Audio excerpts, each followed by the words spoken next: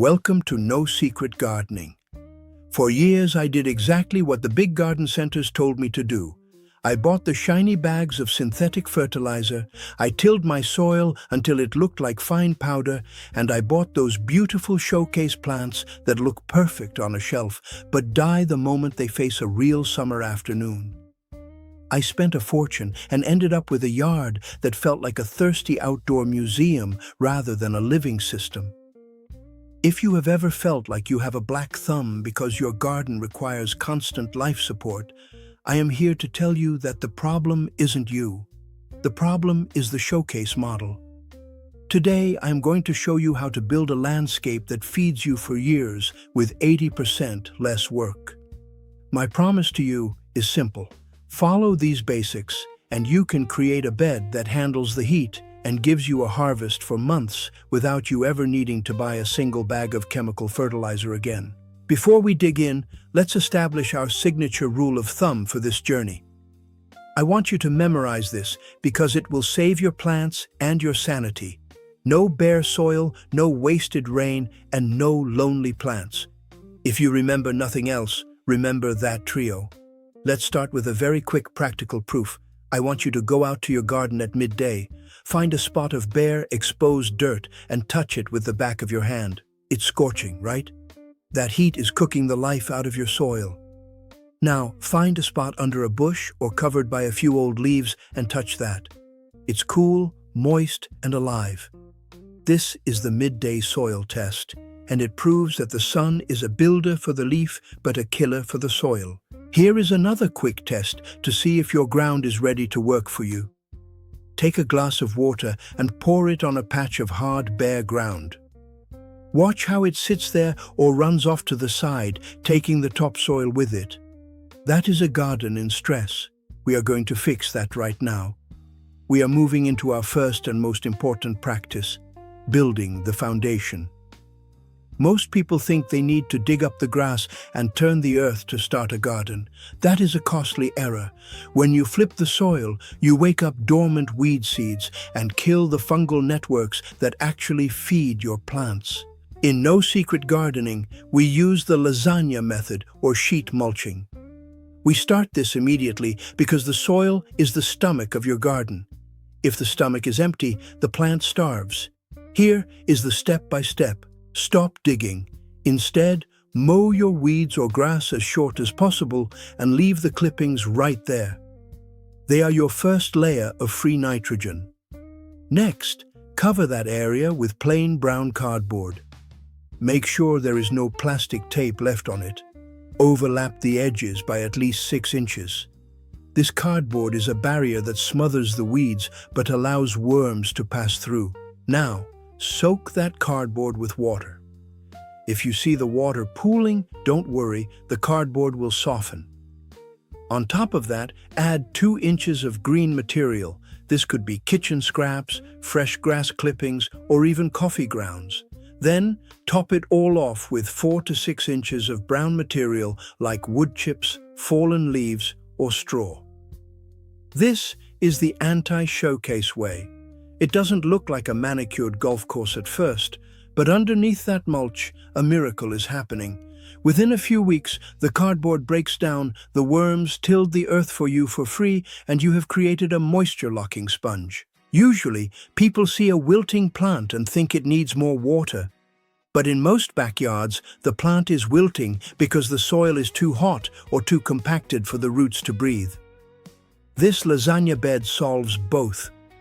It's a decision map for your success. If you have a big backyard, do this over a large area. If you are in an apartment, you can do a mini version of this right in your pots. Just remember the rule: no bare soil. Even in a pot, that top layer needs a blanket of mulch. I learned the hard way that leaving soil exposed is like leaving a wound open to the sun. Now that we have our foundation settling, we need to talk about the one thing most people get completely wrong about water, and it's a mistake that could drown your plants before they even start to produce. I lost a lot of money and many seasons of growth until I discovered this next secret about water movement. Now let's talk about water, because this is where most growers lose their peace and their plants. In a traditional garden, you are a slave to the hose. If you miss one day in July, everything dies. In No Secret Gardening, we don't just water plants, we manage a system. The second part of our pocket rule is no wasted rain. When rain hits your property, does it run off into the street? If it does, you are throwing away the best fertilizer on earth. Rainwater is known for being soft and slightly acidic, which is exactly what your edible landscape craves. I want you to try the 3-finger moisture test right now. Go to your garden or even a pot on your balcony and stick 3 fingers deep into the soil. If it's dry at the tips of your fingers but wet on the surface, your watering method is failing. You are likely just splashing the leaves, which causes evaporation and fungal issues. We want the moisture to stay deep where the roots are. This is why the mulch we built in the first part is so critical. It acts as a lid on a pot, keeping the water from escaping. If you are in a backyard scenario, the best way to handle water is to look at the slope of your land. Even a tiny incline matters. We use what we call swales, or simple contour trenches. You don't need heavy machinery. You just need a shovel and 10 minutes. Dig a shallow trench, maybe just 6 inches deep, along the horizontal line of your slope. Take the soil you dug out and pile it on the downhill side to create a small mound. When it rains, the water gets trapped in that trench and slowly soaks into the ground instead of running away. This creates a water lens under your soil that can keep your plants hydrated for weeks without extra help. If you are in an apartment or working with pots, your decision map is different, but the principle is the same. Avoid the showcase error of using pots with no drainage, or even worse, letting pots sit in a tray of stagnant water. Remember our safety rule: no standing water. It breeds mosquitoes and rots roots. Instead, use a wicking approach, or simply ensure your pots are heavily mulched with pebbles or straw to stop the sun from sucking the moisture out of the potting mix. Generally, a mulched pot needs half as much water as an exposed one. Now, let's move to the plants themselves. Most people go to the nursery and buy what looks pretty today. They buy lonely plants. They put a tomato here, a rose there, and a pepper way over there. In permaculture, we build guilds. A guild is a small community of plants that protect each other. Think of it as a team where everyone has a job.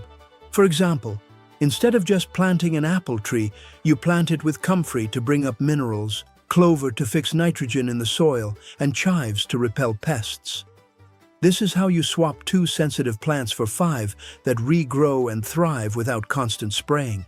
The secret isn't just about what you plant, it's about how they interact.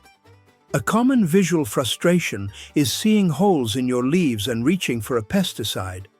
But in a self-sustaining landscape, we see a pest as a sign of imbalance. If you have aphids, you don't need more poison, you need more flowers that attract ladybugs. This is the biotest.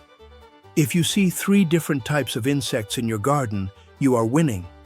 If you see none, your garden is a desert. I remember when I used to spend my Saturdays pulling weeds and spraying chemicals. I was exhausted, and my food didn't even taste that good. Once I started building these plant guilds and protecting my soil, the garden started taking care of itself. I went from spending 5 hours a week on maintenance to just 15 minutes of observing and snacking. If you are a busy person, this is the only way to garden that actually makes sense. But there is one final piece to this puzzle. Even with great soil and smart watering, your garden can still fail if you don't understand the master error of placement. I've seen people plant sun-loving berries in the dark and shade-loving greens in the scorching heat. In the next part, I'm going to give you the ultimate decision map to ensure every plant you put in the ground stays there for years. The toughest part of any garden is the transition from a collection of pots to a real ecosystem, and the 10-second rule I'm about to show you will tell you exactly where your plants will thrive. The master error most people make is trying to force a plant to live where we want it to sit, rather than where it actually belongs. We treat plants like furniture, but they are living beings with specific needs. To fix this, I use the 10-second shadow test. It's the fastest practical proof you can do to find the perfect spot for your new edible landscape. Stand in the spot where you want to plant at 3 different times of the day: 10 in the morning, 2 in the afternoon, and 4 in the evening. If your shadow is long and dark every time, that's a shade spot. If you are squinting and there is no shade for miles, that's full sun. It sounds simple, but observing the light for just 10 seconds prevents the heartbreak of watching a shade-loving hosta fry in the afternoon heat. Now, let's look at your decision map to finalize your plan. If you have a full sun backyard, your focus should be on the heavy hitters. Think fruit trees, rosemary, and sweet potatoes. These plants love the energy, but they require the thickest layer of mulch to survive. If you have partial shade, this is your gold mine for greens like kale, chard, and herbs like mint or parsley. They will stay tender and delicious without bolting to seed. If you are in an apartment or working with a small balcony, your decision map says, go vertical. Use the walls for climbing beans or peas and keep your pots grouped together. Grouping pots creates a microclimate where the plants actually humidify each other, reducing the stress on every single leaf. Remember our signature rule of thumb one more time: no bare soil, no wasted rain, and no lonely plants. If you follow this trio, the garden stops being a chore and starts being a partner. I spent years fighting against nature, and I lost every time. It wasn't until I started providing shelter in the soil that the drama in the leaf finally stopped. When the soil is protected and the plants are in a community, the entire system becomes resilient. If you are feeling overwhelmed by all the choices at the garden center, I've put everything I've learned about these systems into the guide No Secret Gardening. It's designed to help you bypass the expensive mistakes I made and get straight to the harvest. It's about working with what you have, not what the glossy magazines say you should have. How do you know if your new permaculture landscape is actually working? Here is your success checklist. First, look for the worm sign. If you pull back a bit of mulch and see earthworms within the first inch of soil, your system is alive. Second, check the leaf color. Instead of that pale yellow-green of a stressed plant, you should see a deep, vibrant hue that looks almost oily in the sun.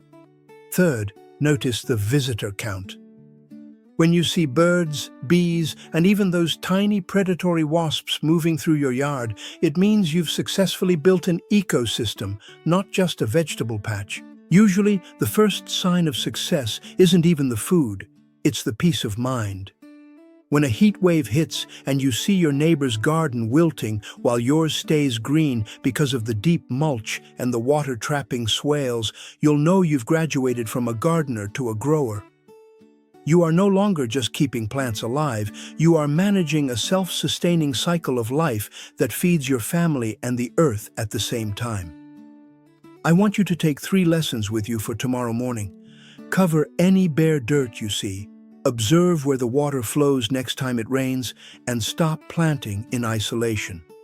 Start a small guild, even if it's just a pot of basil next to your tomatoes. You will see the difference in a matter of weeks, not years. If this approach to gardening resonates with you, make sure to subscribe to the No Secret Gardening channel.